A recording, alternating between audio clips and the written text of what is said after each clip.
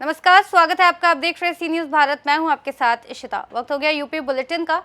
अंबेडकर नगर में अवैध कब्जा हटाने के दौरान बुलडोजर को देखकर अपनी किताबों को बचाने की गुहार लगाने वाली वायरल गर्ल अनन्या के मामले में राजनीतिक दलों के नेता न्याय दिलाने और पीड़ित परिवार की मदद का आश्वासन देने के लिए घटनास्थल पर पहुंचे। देखिए। अंबेडकर नगर के जलालपुर में अवैध कब्जा हटाने के दौरान अपनी झोपड़ी में रखी किताबों और स्कॉर्पियो को बचाने की गुहार लगाने वाली वायरल लड़की अनन्या का मामला राजनीतिक हलकों में गर्मा गया है। तहसील क्षेत्र के अजयपुर अरई गांव में बुलडोजर कार्यवाही के 2 दिन बाद विभिन्न राजनीतिक दलों के नेता और सोशल मीडिया इन्फ्लुएंसर पीड़ित परिवार से मिलने पहुंचे और न्याय दिलाने और अनन्या की पढ़ाई में मदद का आश्वासन दिया। सपा नेता धर्मेंद्र यादव ने जिम्मेदार अधिकारियों के खिलाफ कार्यवाही की मांग की, जबकि कांग्रेस के नेता कृष्ण कुमार यादव ने योगी सरकार पर तानाशाही का आरोप लगाया है। इस घटना का वीडियो कांग्रेस और सपा नेताओं द्वारा वायरल किया गया था, जिसने खूब सुर्खियां बटोरी। बताना चाहता हूं कि ये लोकतंत्र है, सबको ये कहने का हक है, अधिकार है, ठीक है। बगैर कानूनी कार्रवाई किए हुए एक सिस्टम होता है, नोटिस दी जाती है, बताया जाता है, ऐसे एकाएक किसी का घर ढाया नहीं जा सकता है। मैं इनको फिर से चेतावनी देता हूं कांग्रेस पार्टी की तरफ से, और नेतृत्व ने हमको भेजा है। क्या सर ये वही बच्ची है जो, और उनको मैं बताना चाहता हूं कि ये लड़ाई छोटी नहीं है। अनन्या बेटी को ठीक है घर न देखे होते, कुछ न, कम से कम इस बेटी को इसके आंसू को देखे होते तो प्रशासन इस तरीके से गलत न करता, ठीक है। हम सब की इस बच्ची के, ठीक है, इसके से बात करेंगे। इसके लिए जितनी भी लड़ाई लड़ना होगा हम लोग पीछे नहीं हटने वाले हैं। सर एक सवाल और है जी, जैसे अतिक्रमण या सरकारी जमीन। अंबेडकर नगर से सी न्यूज़ संवाददाता ब्रह्म प्रकाश तिवारी की रिपोर्ट। आगे बात करेंगे बहराइच की, जहां रसिया में वैष्णो देवी वाटिका में आशा बहु संघ की बैठक आयोजित की गई, जिसमें सर्व सम्मानित से मायावती वर्मा को अध्यक्ष और श्रीमाला जायसवाल, अनीता वर्मा, राबिया बेगम, संगीता देवी सहित अन्य पदाधिकारी नियुक्त किए गए। बहराइच के रिसिया के वैष्णो देवी वाटिका में आशा बहु संघ की बैठक आयोजित की गई। इस बैठक में सर्वसम्मति से मायावती वर्मा को अध्यक्ष चुना गया, जबकि उपाध्यक्ष पद पर श्रीमाला जायसवाल, अनीता वर्मा और राबिया बेगम को चुना गया। महासचिव के रूप में संगीता देवी और सचिव के रूप में रेखा वर्मा की नियुक्ति हुई। इसके अलावा कई अन्य पदों पर भी नवनियुक्त पदाधिकारी चयनित हुए, जिसमें संरक्षक श्यामा देवी, मंत्री रीना चौहान, महामंत्री राजकुमारी, कोषाध्यक्ष सुनीता वर्मा और संगठन महामंत्री सुशीला देवी शामिल हैं। बैठक में सभी नवनियुक्त पदाधिकारियों का माला पहनाकर स्वागत किया गया और भविष्य में आशाओं के शोषण को रोकने के लिए रणनीतिक तैयारी की बात की गई है। उन्होंने सभी को धन्यवाद दिया और सभी को जलपान कराकर सभा को संपन्न कराया। मायावती वर्मा ने पूरी तरीके से हर मामले को रोक लेकर आश्वासन जताया है। बहराइच से सी न्यूज़ संवाददाता रामनिवास गुप्ता की रिपोर्ट। आगे रुक करेंगे एटा का, जहां आगामी त्योहारों के मद्देनजर जिला अधिकारी और एसएसपी ने कोतवाली नगर क्षेत्र में पैदल मार्च कर सुरक्षा व्यवस्था का जायजा लिया और जन सामान्य को बेहतर यातायात और सुरक्षा के लिए दिशा निर्देश दिए। देखिए।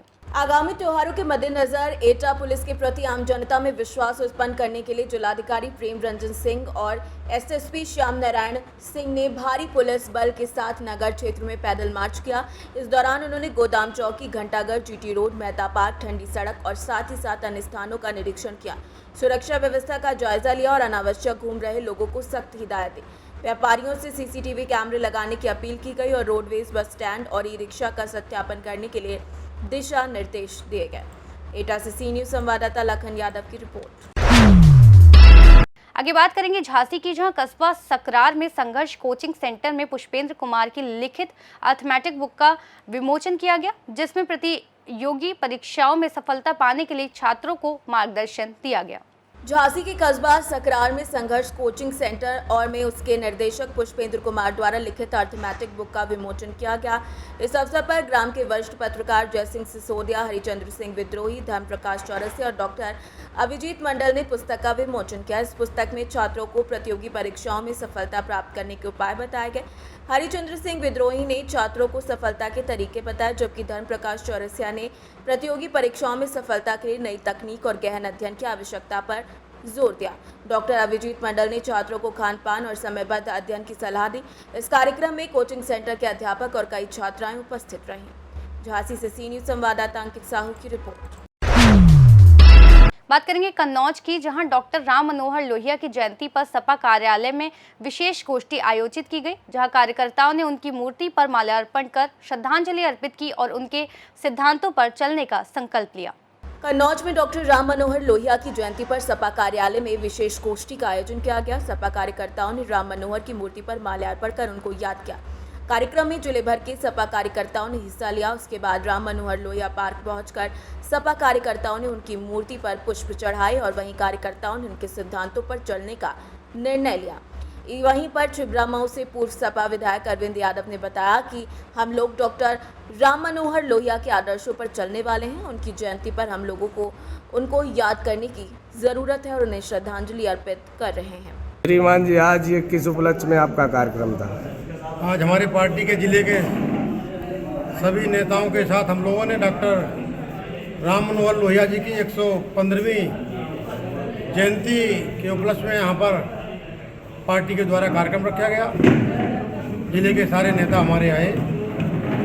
डॉक्टर राम मनोहर लोहिया जी ने जो हम लोगों को रास्ता समतामूलक समाज की स्थापना का दिखाया था, आज हमारे पार्टी के नेता माननीय अखिलेश यादव जी के नेतृत्व में समाजवादी पार्टी के लोग लगातार पीडीए के कार्यक्रमों के द्वारा गांव-गांव जाकर और जो डॉक्टर लोहिया जी ने जो कहा था, सन सोफा ने बांधी गांठ 100 में पावे पिछड़े 60, आज उसी के नारे को आज हम लोग गांव-गांव ले जाकर तो दबे कुचले समाज में शोषित वंचित वर्ग के लोग हैं जिन्हें अभी तक आज़ादी से लेकर सरकारों ने न्याय नहीं दिया, आज समाजवादी लोग उनके सुख और दुख में शामिल होकर और समाजवादी पार्टी की नीतियों को पहुंचाने का काम कर रहे हैं। और जो समाज में जिनकी कोई पहचान नहीं थी, आज समाजवादी डॉक्टर लोहिया के विचारों ने उन गरीब लोगों की पहचान बनाने का काम किया।